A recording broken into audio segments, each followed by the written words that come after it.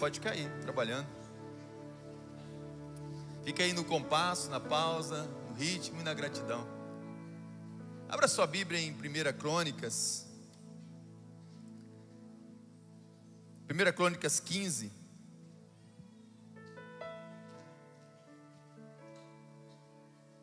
Crônicas 15, mesmo sentado, mas com toda a reverência. Esse texto aqui é um dos textos marcantes, é um momento em que os levitas são designados para levarem a arca. Você sabe que quando a arca foi tirada do meio do povo, aquilo foi um motivo de muita tristeza, de tragédia para o povo de Deus. O povo perdeu o compasso, perdeu o seu ritmo de vida. O povo parece que ficou estagnado, triste, infeliz, até que Davi vai e recupera a arca, porque a arca representava e era a presença de Deus. E aqui Davi, ele entende que é motivo agora de louvar, de adorar ao Deus, de voltar a ter um compasso, ter uma pausa, ter ritmo e ser grato ao Senhor. A palavra diz assim em 1 Crônicas 15, a partir do 16: Davi ordenou aos chefes dos levitas que constituíssem os seus irmãos, os cantores, para que, acompanhados por instrumentos musicais, liras, harpas e símbolos, se fizessem ouvir, levantando a voz com alegria. Assim os levitas designaram Emã, filho de Joel, e dos filhos dele Asaf, filho de Berequias, e dos filhos de Merari, irmãos dele, Etã, filho de Cusaias, e com eles os seus irmãos da segunda ordem, Zacarias, Benê, Jaziel, Semiramote, Jeiel, Uni, Eliabe, Benaia, Maacéias, Matitias, Elifelel, Miqunéias, e o pessoal das boas-vindas, os porteiros, Obed-edom e Jeiel. Assim os cantores, Emã, Asaf, Etã, se faziam ouvir com símbolos de bronze. Zacarias, Aziel, Semiramote, Jeiel, Uni, Eliabe, Maacéias e Benaia, com liras em voz de soprano. Olha aqui surgindo o coral, ó, em voz de soprano. Matitias, Elifeleu, Miqunéias, Obed-edom e Jeiel, e Azarias com harpas e com voz de baixo, para conduzir o ritmo. Algumas traduções falam o canto, para conduzir o ritmo. Quenaias, chefe dos levitas, músicos, tinha o cargo de dirigir as canções, o canto, porque era perito nisso. Berequias e Eucana eram porteiros da arca. Sebanaias, Josafá, Natanael, Amazai, Zacarias, Benaia e Eliezer, os sacerdotes tocavam as trombetas diante da arca de Deus. Obed-edom e Jeías eram porteiros da arca. Glórias a Deus, que essa palavra encontre lugar nos nossos corações. Eu pensando sobre isso, né, e o pessoal explicou muito bem, né, de maneira prática, né? O compasso da música é o que dá o pulso, define o tempo. E é interessante que a gente já percebe na igreja que tem pessoas que têm dificuldade de até marcar o tempo, né, nas palmas. Mas tem gente que tem uma habilidade extraordinária, ele marca o contratempo, não sei se é essa palavra, né? Consegue entrar no contratempo do tempo, é uma habilidade fenomenal, né? Então, define o tempo. A pausa é um intervalo de silêncio. O ritmo pode ser descrito como um movimento coordenado, com repetição de intervalos musicais regulares ou irregulares, fortes ou fracos, longos e breves. E eu quero usar algumas coisas disso para a nossa vida, porque nesses tempos que vivemos de pandemia, tudo que nós passamos, nós somos colocados à prova, irmãos. E o ritmo das nossas vidas, o compasso de tudo que nós fazemos, nos trouxe algumas pausas, nos fez parar mais de algumas atividades, nos fez parar até mesmo de algumas atividades na igreja, na sua empresa. Muita coisa mudou. E a verdade é que nós fomos colocados à prova, não é verdade? Assim, olha esse tempo que passamos, nós fomos colocados à prova, foi um tempo difícil. E eu comecei a pensar sobre isso. E se esse tempo que nós passamos, nós não fomos colocados à prova? Foram na verdade lições que o Senhor está nos ensinando, para que quando chegar o momento agora, que nós vamos ser colocados à prova. E isso me fez pensar sobre a vida, da minha vida, e olhar para o passado de coisas que a gente fica pensando, esperando coisas miraculosas de Deus, e Deus está agindo nesse tempo nosso, com coisas pequenas, para fazer coisas que são sublimes. Eu me lembrei nessa semana, eu comecei a acordar de madrugada, eu me lembrei de coisas, de quando nós tínhamos uma missão, que era a missão ali da Portal do Gramado, hoje é a Igreja Batista Portal do Gramado. E eu me lembrei que, como seminarista, eu fui algumas vezes pregar lá, E eu me lembro que uma vez que eu fui eu já não lembro se eu já era pastor, mas fui pregar, mas eu fiquei impactado era uma semana de oração, e naquela semana de oração, alguns testemunhos nós celebrávamos com alegria, de pular dentro da igreja, com júbilo, de chorar de alegria. E eu me lembro de um testemunho de uma irmãzinha lá do portal, uma senhorazinha já talvez dos seus 86 anos, e ela contou aquele testemunho, ela falou assim, aos prantos, eu quero contar um testemunho do poder de Deus. Eu tenho dificuldade de ouvir pela minha idade, eu já estou bem surda, e eu não consigo ouvir, naquela época, quando o leiteiro passava, e para ela dizia que era algo muito ruim, quando ela perdia a passagem do leiteiro. Quem é mais antigo lembra quando o leiteiro passava, né, e batia nas para vendia o litro de leite, e ela falou assim, e aconteceu um milagre, que naquela semana para mim era difícil juntar o dinheirinho, as moedinhas para comprar o litro de leite, e de repente alguém passou e deixou uma oferta na minha casa, umas moedinhas. Aí eu falei, agora eu posso orar e pedir para Deus, para que quando o leiteiro passar, eu escute ele passar. E eu me lembro que ela contou isso, que muitas vezes ela não tinha o dinheiro, ela não se preocupava de perder o leiteiro passar, mas nesse dia ela estava muito preocupada, que ela tinha o dinheiro e não queria perder a passagem do leiteiro, que ele gritava, ela queria ouvir. E ela contou chorando que nesse dia ela pôde ouvir o leiteiro já na vizinha, e ela já ficou lá na porta, ela pôde comprar o leite dela, e ela pôde tomar os seus medicamentos que precisavam ser tomados com leite.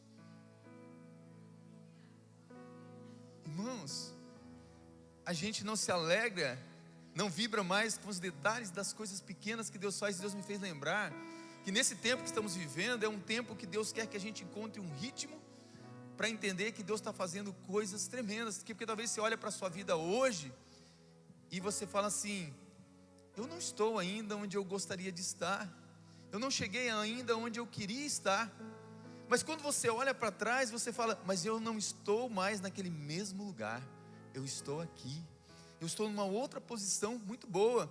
Eu olho para trás, eu olho, Ebenezer, Deus foi bom comigo, mesmo que eu não cheguei ainda onde eu estou, mas eu estou aqui.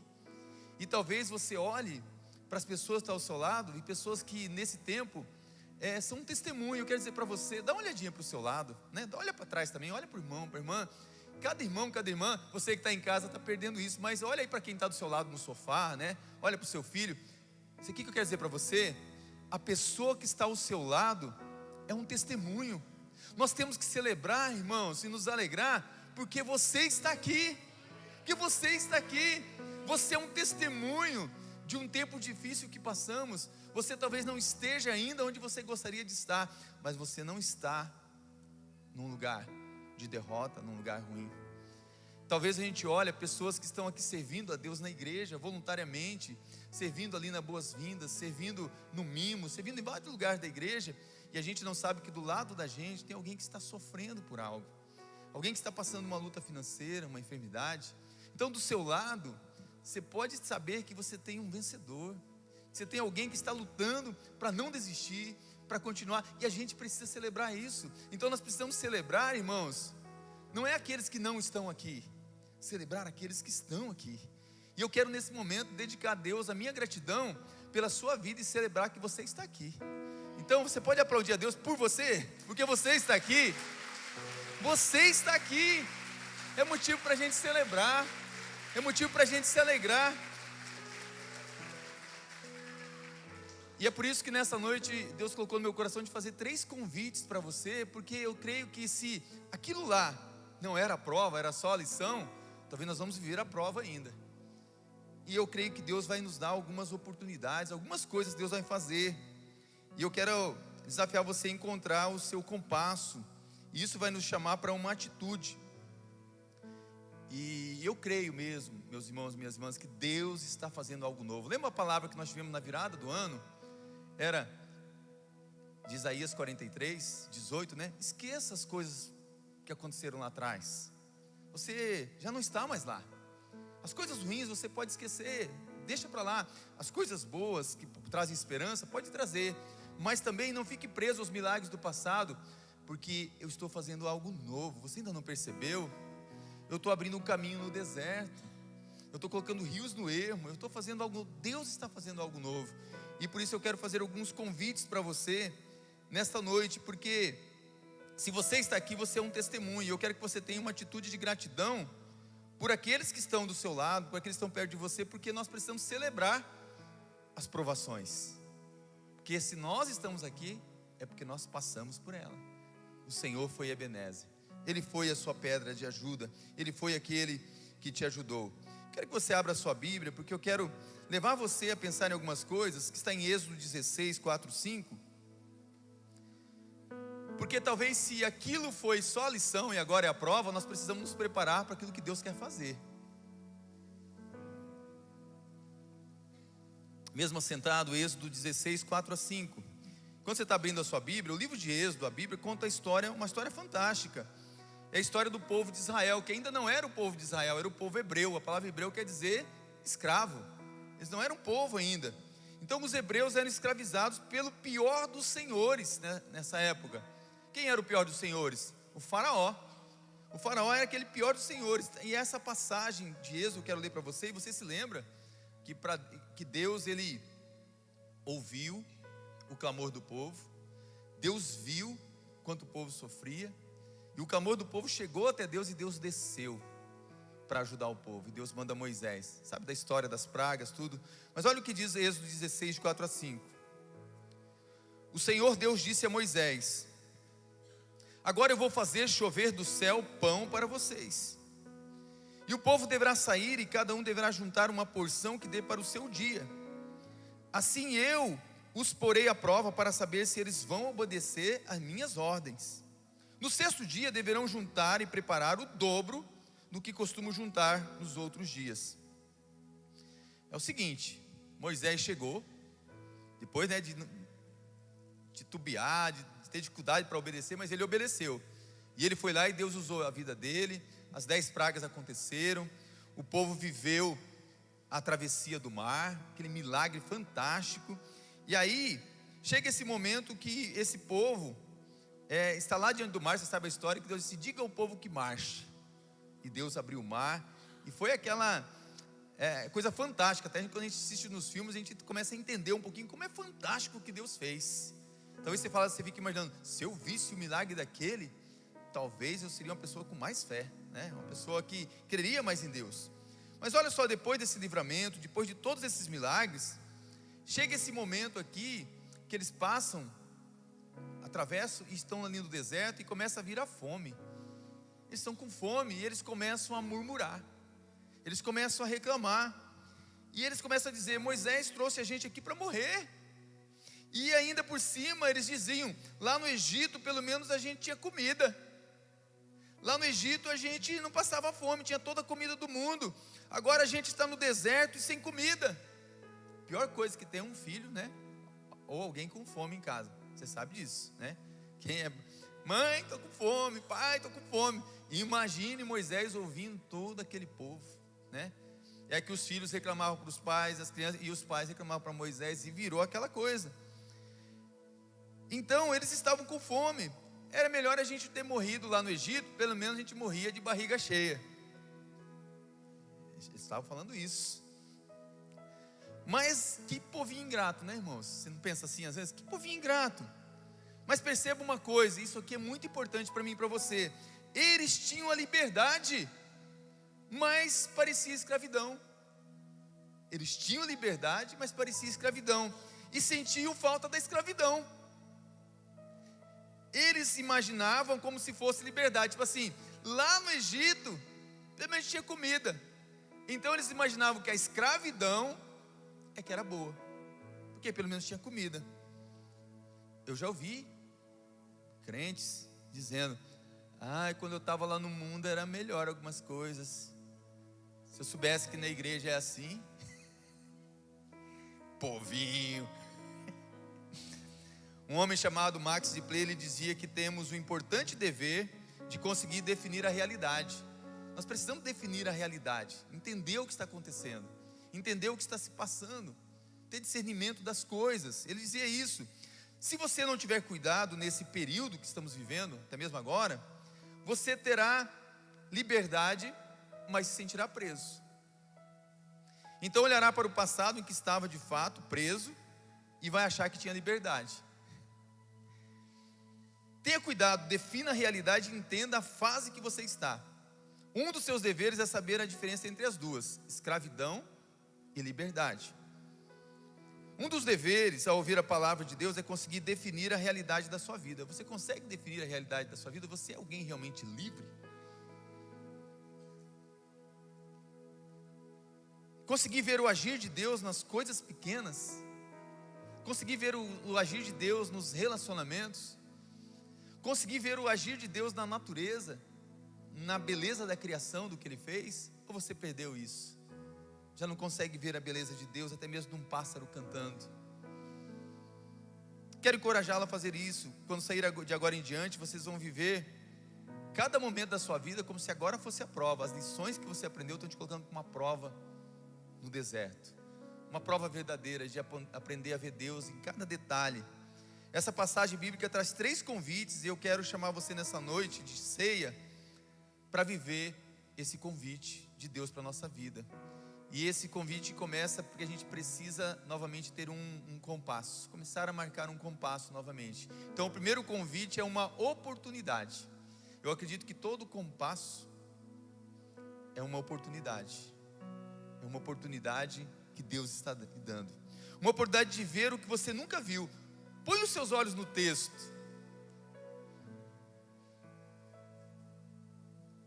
Porque eu quero desafiar vocês, que vocês vejam o que vocês nunca viram antes, nesse tempo agora de prova. Porque o que Deus estava desafiando o povo era ver algo que eles nunca tinham visto antes. Eles nunca tinham visto o pão descer do céu. O maná era o pão. Eles nunca tinham visto isso. Moisés vai até o Senhor e leva as murmurações. Olha o que Deus faz. Ele diz, é o seguinte: eu vou lhes dar comida com as minhas próprias mãos. Eu vou te alimentar. Darei maná de manhã. E depois de um tempo ele fala assim, ele viu que o povo gostava de carne, né? Mato-grossense, sul-mato-grossense. Esse povo hebreu era meio parente nosso. E à noite eu vou dar carne para vocês. Olha esse Deus maravilhoso. Eu mesmo vou alimentar vocês. De manhã eu vou dar pão, e à noite eu vou dar carne. O maná era como pão. Imagine, né? Aqueles croissants espalhados pela grama. Talvez não pareça muito gostoso, mas com a queda do orvalho, essa espécie de pão aparecia. Eles pegavam, comiam, e ao anoitecer Deus provia carne. Que delícia! Podiam dizer, uhul, agora nós temos carne também. A gente brinca nesse tempo, né? O nosso churrasco hoje, que fantástico. Parabéns à equipe que fez o churrasco. Meu Deus. Vou falar, hein, Valdir? Eu olhei para os surdos. Parabéns, gente. Lá no deserto, vocês iam murmurar. Ia. Tinham visto muitas coisas do palácio do faraó. Ah, cebolas. Cebola, quem gosta de cebola, gente? Né? Não é só se for no bife bem acebolado, mas... Deus estava dizendo para eles, estou lhes dando pão e carne dos céus. Eu, o próprio Deus, estou alimentando vocês. Vocês são livres agora, não são escravos. E eu estou dando para vocês. Darei maná de manhã e carne à noite. Darei algo que vocês nunca viram. Vocês nunca viram o pão descer do céu. Essa carne que eu estou provendo para vocês, vocês nunca viram isso. Deus estava dizendo, porque vocês precisam entender que esse período de vocês no deserto é um período de transição. Ei, meu irmão, minha irmã, é um período de transição que você está vivendo. Deus vai prover para você o maná, a carne. E um período de mudanças, um período de crise. Nós estamos vivendo um período de mudanças, irmãos, mudanças globais, mudanças no mundo. E essas mudanças é um período em que Deus fala assim, abram os olhos, eu vou alimentar vocês, eu vou cuidar de vocês. Não fiquem preocupados com o que verão de comer, de beber, de vestir. Eu cuido de vocês. Abram os seus olhos. Pode ter uma oportunidade de vocês verem nesse período algo que vocês nunca viram. Irmãos, eu fico imaginando na época lá, quando Jesus começou os seus milagres. Você fala assim, o milagre lá da transformação da água em vinho, quando Deus chamou lá e falou assim, ó, traga umas talhas, eles nunca tinham visto um milagre, irmãos, mas eles confiaram em Jesus e prepararam as talhas com água. É mais ou menos isso que Deus quer ensinar para o povo. Vocês vão fazer algo que vocês nunca fizeram. Pode ser uma oportunidade que Deus está dando bem aí, em meio da sua dor, no meio da sua crise, no meio do seu sofrimento. Deus está tendo a oportunidade de você ver algo que você nunca viu. Até me lembrei, irmã Juraci, vem cá, irmã Juraci. A minha irmã Juraci me fez chorar, irmã. Vem cá, irmã Jura. Ela me fez chorar, eu e mais um monte de gente. Esses dias eu fiz ela para correr aqui, né? E ganhou, né, do Léo, né? E eu não sabia, me perdoe, irmã Jura está com um problema sério. Tava, né? Pode contar. Só consegue subir aqui, irmã Jura? Tá conseguindo? Não vou dar a mão aqui. Ela não subia isso aqui, irmãos. Não subia. Irmã Jura, vocês vão ver coisas na igreja que vocês nunca viram. Ó, irmã Jura, eu queria que a senhora contasse para a igreja. Não tinha combinado nada, né? Nem falei nada, eu sou assim mesmo. Mas ela contou na reunião de oração algo que eu quero que ela conta para vocês. Eu quero que a senhora conta e faz o que a senhora fez na minha frente, que nós choramos. Então tá, conta aí pra gente, o que aconteceu, irmã Jura? Fala primeiro o que a senhora tinha de problema. Pode segurar. Há muito tempo eu tinha dor no joelho. Isso me incomodava muito, não foi muito tempo, nem joelhava mais, né? E também eu era da Boas-Vindas. Eu gosto muito desse trabalho. E eu não podia mais ficar na Boas-Vindas. Então eu falei, vou entregar meu cargo. E eu sei que continuei, né? Bom, vou resumir. No dia do retiro, eu estava com uma dor que não estava aguentando. Eu falei, mas eu vou assim mesmo, não vou desistir não. Já estou com tudo em mão, né? Então vou para lá, né? E a Sandra e a irmã Anália eram que me seguravam para me andar, porque estava doendo, né? O joelho, né? E eu sei que eu passou tudo. Viemos embora, né? Depois de 2 dias, eu acordei à noite, eu senti dor na perna. Falei, estou curada, não está doendo mais minha perna, né? E aí, então, eu estou curada. Mostra aí, Júlia. E eu vou pisar na cabeça do diabo.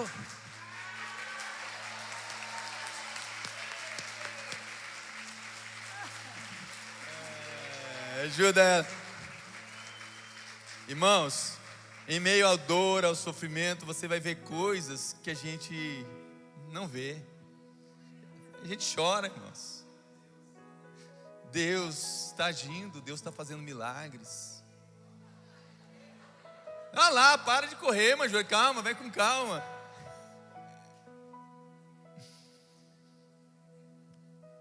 Que Deus está dizendo que nesse tempo que Ele vai prover coisas para nós, Ele está dizendo assim, se eu vou fazer algo, eu vou prover, mas tem que ser do meu jeito, não é do seu jeito. É do meu jeito. É do jeito que eu quero fazer. E aí é interessante, volta o olho para o texto lá, desse texto da Câmara de Lei, que ele fala assim, olha, eu vou prover para vocês maná, eu vou prover carne também. Mas tem uma palavra que ele fala assim, olha, peguem só o que vocês forem comer. Gostei da ajuda, é isso aí. Peguem só o que você for comer. Meus irmãos, isso aqui, Deus está dizendo assim, isso aqui que eu estou fazendo na vida de vocês, não é o forte, não é o atacadão, porque você sabe que nesse lugar você pode ir lá comprar uma maionese pequena, mas se você quiser, você vai lá e compra aqueles baldes desse tamanho assim, e se estiver na promoção, você compra mais ainda, e se você ouve um boato que vai faltar, você vai lá e estoca. Deus está dizendo, vocês vão confiar em mim, vão pegar só o que é para comer. Talvez nesse tempo, irmãos, Deus vai falar com você umas coisas desse tipo, agir com você nessa maneira. Ele diz, não façam isso com o maná, peguem só o que vocês forem comer, se pegarem mais, vai estragar no fim da noite. Ei, você já parou para pensar quanta comida estraga na sua casa? Quantas coisas que vencem? Quanto você poderia? Acho que o lixo do brasileiro, o nosso lixo é o que tem tanta coisa. Deus mandou dizer isso, fazer.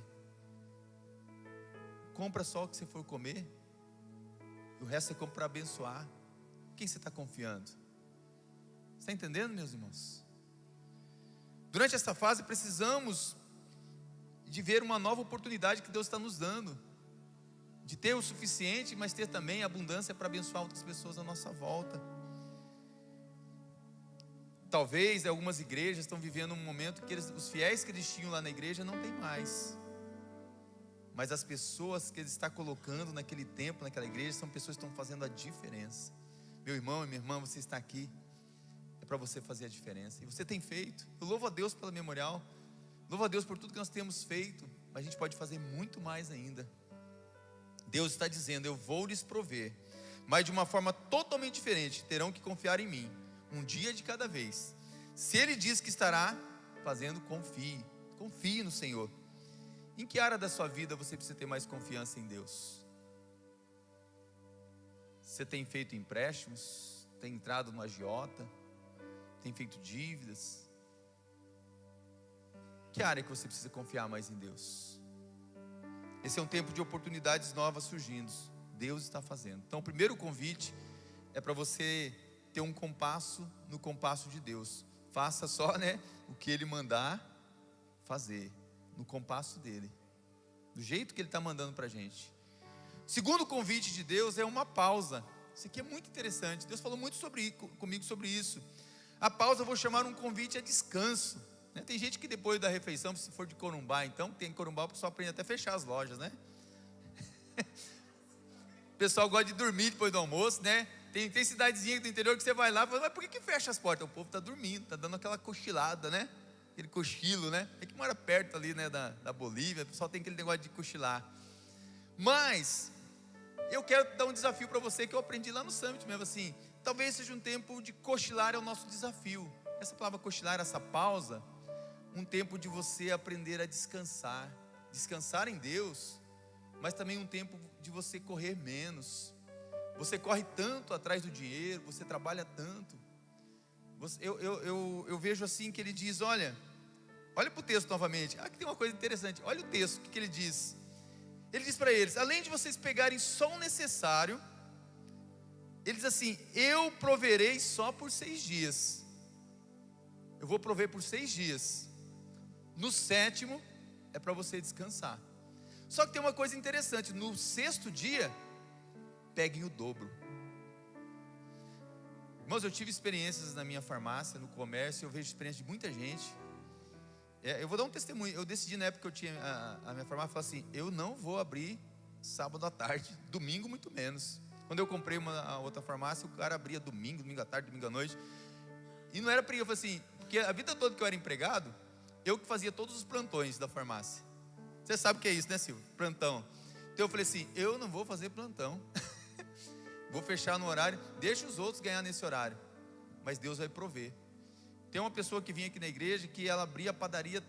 A filha falou: pai, vamos domingo na igreja, mas aí a gente vai deixar um dia de ganhar. Domingo eu digo que o pessoal fica em casa e come o pão. Ela falou: pai, vou fazer um desafio com o senhor, se a gente começar a vender mais do sábado, a gente vai no domingo na igreja? Eles começaram, no primeiro dia, no primeiro sábado, a Edilene vai lembrar dessa história. No primeiro sábado que ela foi fazer isso com o pai, aquele dia não vendia nada. E ele falou assim, ele já estava para chegar na frente: está vendo? Cadê Deus? Ele já estava para baixar as portas. De repente chegou alguém lá, falou assim: olha, eu estou com a minha empresa ali, nós estamos com o pessoal que ia entregar o lanche não entregou, me dá tudo que você tem aí na padaria. Comprou tudo da padaria, vendeu uma venda que ele nunca tinha feito, e aquilo serviu só para Deus falar com eles. Hoje eu sei que nessa família, a filha, ela é pastora, casada com um pastor, e eles todos servem ao Senhor. Deus faz. Então Deus está dizendo: olha, peguem só o necessário.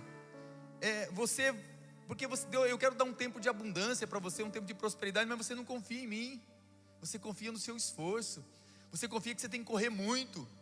Você não confia que eu posso fechar um negócio para você que vai superar todos os outros. Eu tenho um testemunho no lugar que eu trabalhava, que eu tinha um patrão que fui funcionário na farmácia. Eu tenho esse testemunho. Eu atendi um boliviano, perto de Corumbá, uma coisa boa, de Corumbá. Ele comprava em Corumbá, nesse dia ele não comprou em Corumbá. Ele comprava numa farmácia, chamava Santa Cecília, eu acho, lá em Corumbá. Ele chegou na farmácia que eu era o gerente, não era minha farmácia, eu trabalhava. E um dia, eu vendi para esse rapaz o que a farmácia vendia num mês. Foi um testemunho. E foi o motivo de eu sair dessa farmácia também. que o patrão não quis pagar a comissão certa. E Deus deu um empurrãozinho para eu poder montar a minha, né? Matou minha vaquinha lá. Então, Deus às vezes quer que você entre num tempo de abundância, mas você não confia nele. Você fala assim, eu preciso trabalhar mais, eu preciso correr mais. Mas está indo junto a sua saúde.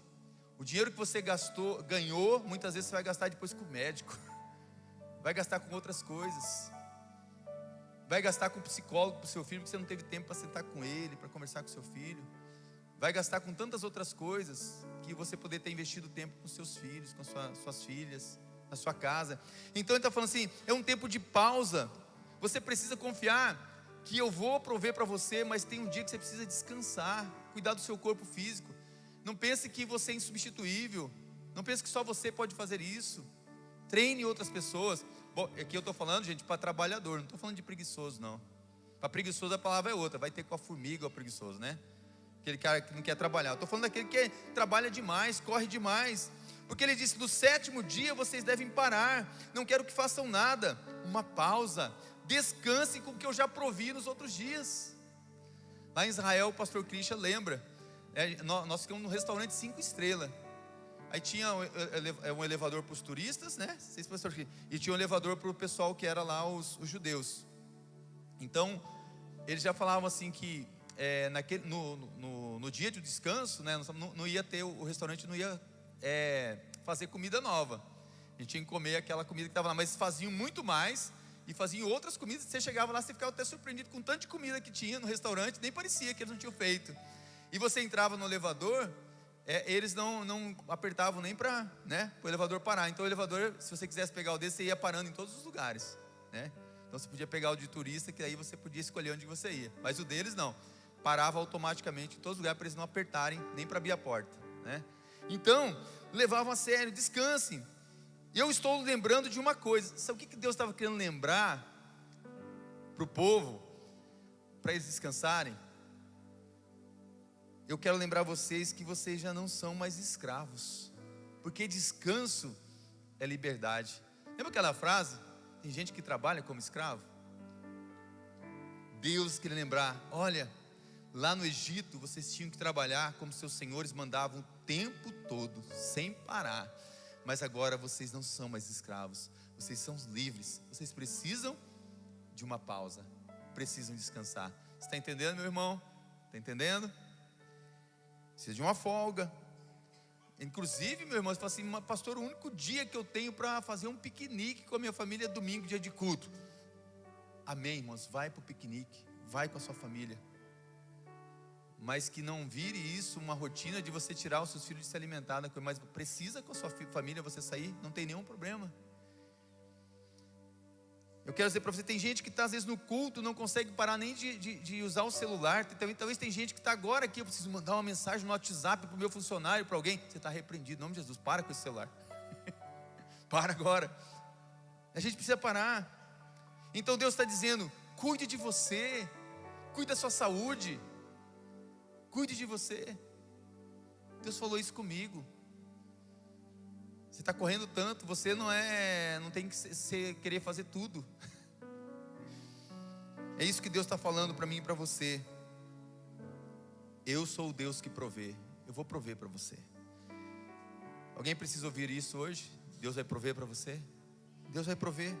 Há um convite para você, e Ele está fazendo esse convite que você entrar num compasso certo na sua vida, mas ter uma pausa, um momento de silêncio, um momento de meditação, um momento de descanso, de alegria, de estar com os seus filhos, com a sua família. Mas aqui vem o desafiador, que tem a ver com o testemunho da irmã Juraci. Esse convite é desafiador agora, que é o do ritmo. E esse convite é o convite ao sofrimento e à esperança. Gente, você não imagina o esforço que é, né, para quem está aprendendo a tocar, e até mesmo quem fica ali, né, o desgaste que tem na bateria. Você vê que esses caras, né, eu não sei quantos que perde ali, né, de energia. E antigamente as cordas de violão era tudo, né, de aço, agora já são de nylon, né, melhor. Mas o cara que estava aprendendo, o cara com os dedos tudo machucado. Então tinha a parte do sofrimento e a esperança, que aquele camarada ia aprender a tocar. Então o terceiro convite é um convite ao sofrimento e à esperança. O que é isso que eu estou dizendo? Eu queria que você começasse a deixar o sofrimento e a esperança caminhar junto. pastor, não dá para caminhar só com a esperança? Não. Neste mundo vocês vão ter aflições. Neste mundo nós vamos sofrer. Mas você não precisa sofrer só com sofrimento. Porque se você sofrer só com sofrimento, você vai ficar muito parecido com os filhos de Israel. Eles estavam murmurando, mas isso vinha de uma causa legítima. Por que eles estavam sofrendo? Murmurando. Eles murmuravam porque eles tinham sofrimento, não é verdade? Então quando você murmura de alguma coisa, é provavelmente porque você está sofrendo por algo. Tudo bem se você estiver sofrendo, tudo bem, mas você pode mudar isso. Você pode dizer, estou triste, estou frustrado com tudo, estou decepcionado, eu estou com isso, com aquilo. Mas eu amo a Bíblia, porque a Bíblia, ela diz que mesmo em meio do sofrimento do povo, Deus respondeu. E talvez alguém que possa pensar, o Deus do Velho Testamento, né, ele respondeu assim, vocês estão murmurando? Eu vou matar todos vocês, eu vou acabar com vocês. Que é o Deus lá, todo mundo pensa que o Deus do Velho Testamento é um Deus, né? E não é verdade isso. Alguns teólogos saíram com essa mentira. Nosso Deus do Velho Testamento é um Deus que revelou as essências de quem Jesus é. Um Jeová Rafá, um Deus que cura, um Jeová Jireh, um Deus que provê, um Jeová Nessi, o Deus que é a bandeira, um Jeová Shalom. É isso, porque o que Deus fez, Ele ouviu, e esse Deus que ouviu, Ele responde ao sofrimento e à murmuração com graça, com misericórdia, e Ele traz esperança na situação, Ele traz esperança. Tudo bem você sofrer, mas se você só sofre e não tem esperança, o sofrimento tira a sua razão, você perde o equilíbrio emocional, perde o equilíbrio espiritual, faz besteira, faz asneira, diz coisas que não devia dizer, toma decisão precipitada.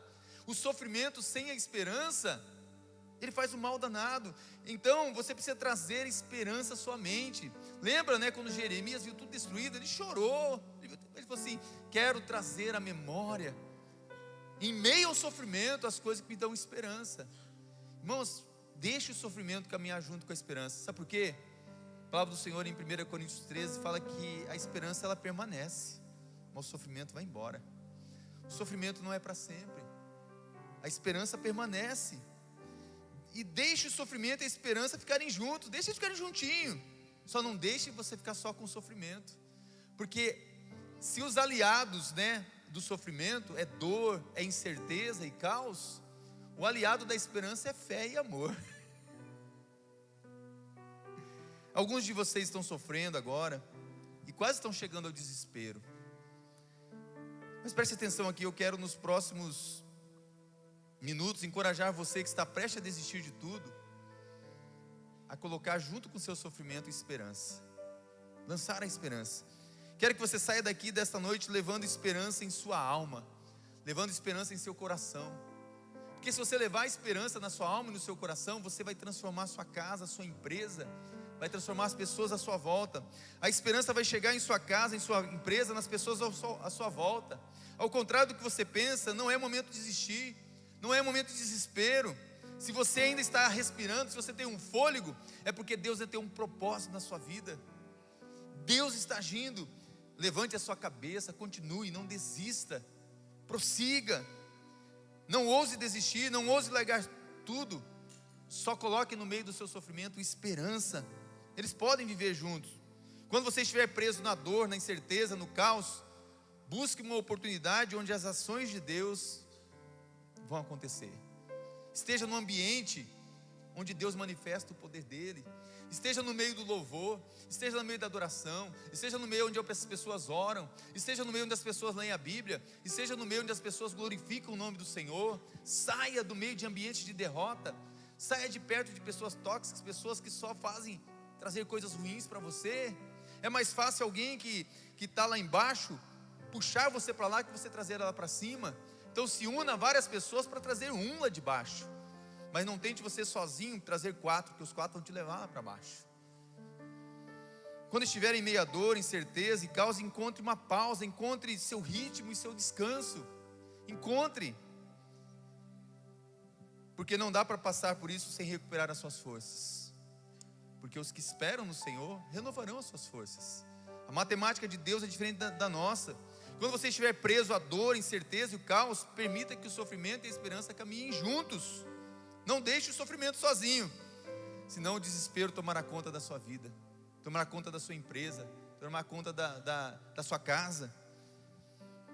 Nas adversidades, permita que a esperança esteja ali, porque a fé vai vir e o amor vai triunfar, porque o perfeito amor lança fora todo medo, todo caos.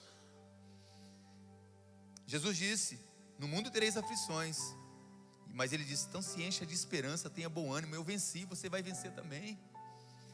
Se junte com pessoas que venceram. Em meio à dor tem esperança. Você sabe o que a irmã Juraci passou, o luto, a dor, mas ela não desistiu. Em meio ao seu sofrimento, ela se encheu de esperança e ela pôde aqui celebrar. E o que ela disse aqui: eu estou pisando na cabeça do diabo. É isso que a esperança faz. Eu estou tentando convidá-la a seguir outro compasso. Estou tentando você pegar essa dor e colocar num ritmo, num compasso de Deus. Você lembra quando o povo estava desesperado?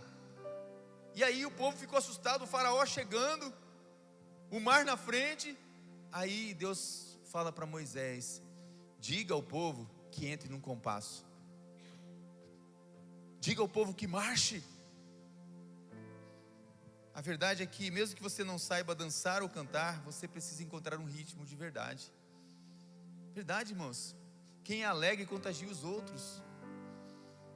Imagine você começar a viver uma coisa diferente, ó. Se você ficasse maná, meu Deus, maná e codorniz, maná e carne só, meu Deus. Agora ele fala assim, ó, maná e carne, maná e carne, maná e carne, ó.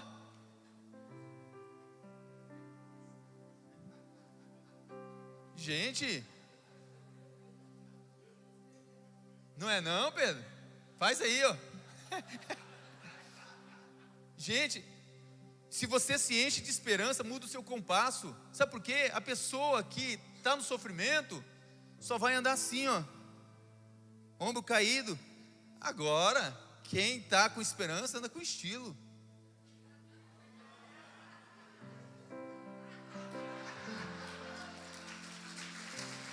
Mas não é só isso não, irmãos.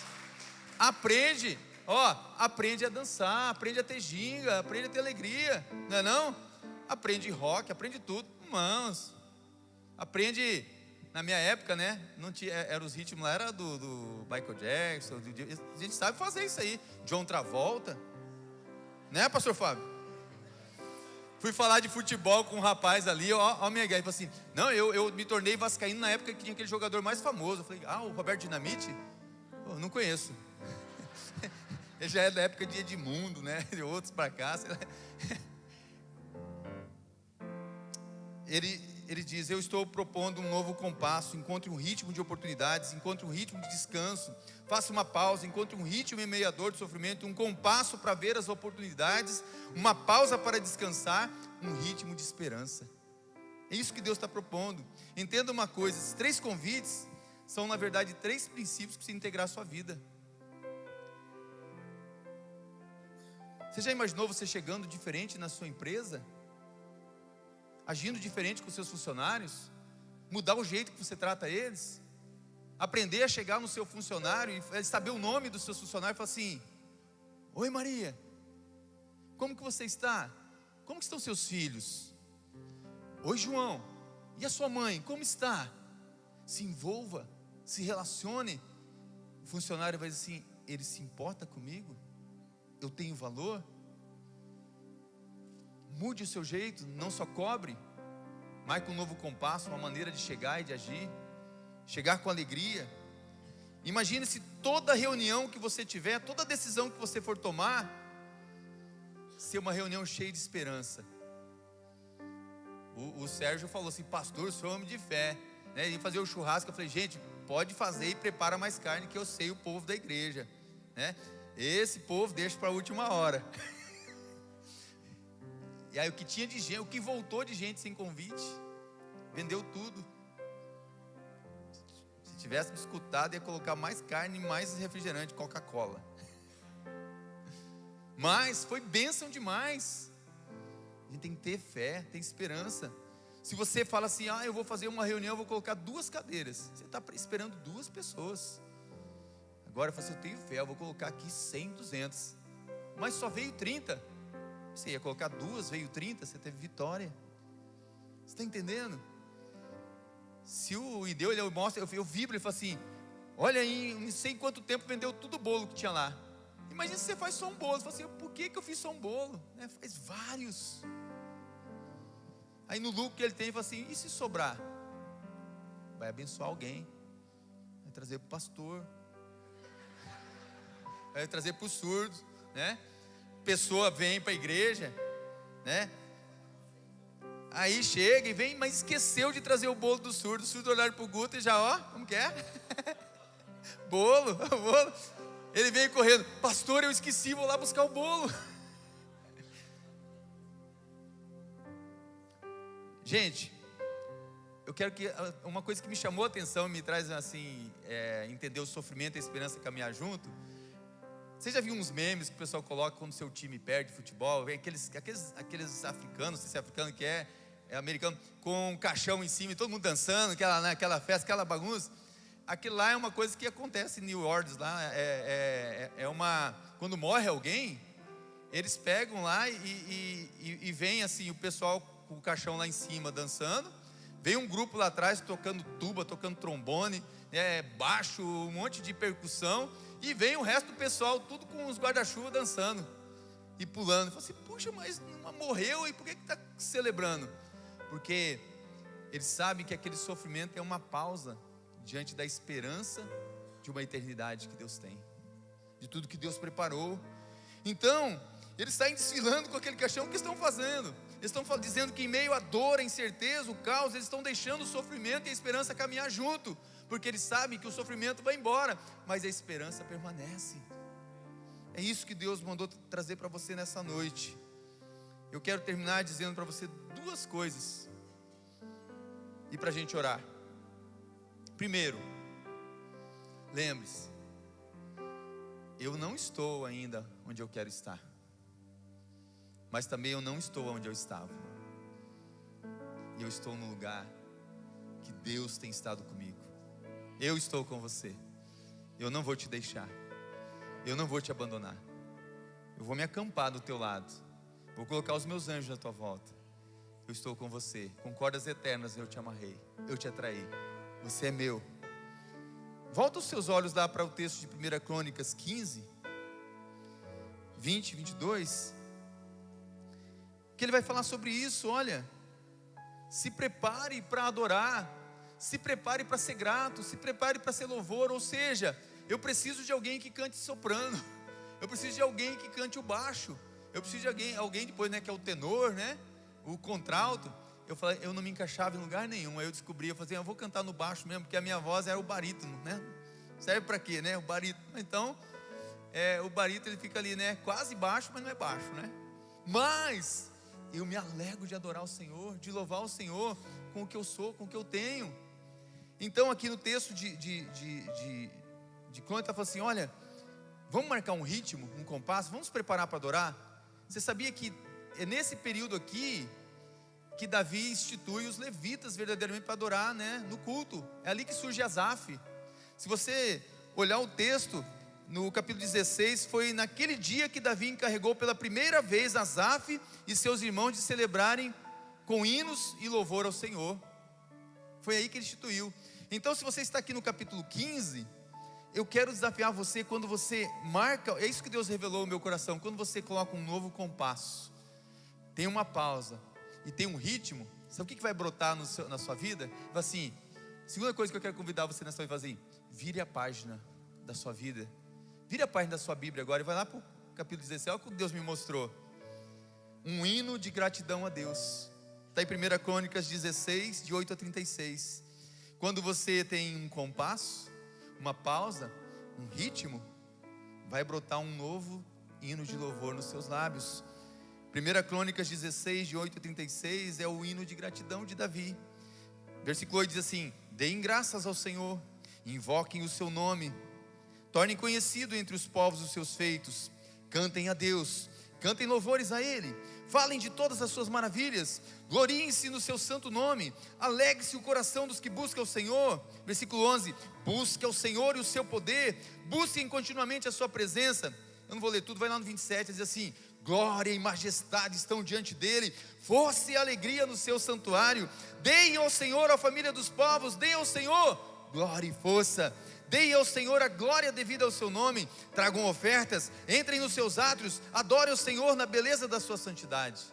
Aí você vai lá no 34, ele fala assim: deem graças ao Senhor, porque Ele é bom, porque a sua misericórdia dura para sempre. E digam: salva-nos, ó Deus, o Senhor é o Deus da nossa salvação, congrega-nos, livra-nos das nações, para que demos graças ao teu santo nome e nos gloriemos no teu louvor. Bendito seja o Senhor, Deus de Israel, de eternidade a eternidade. Você pode aplaudir o Senhor?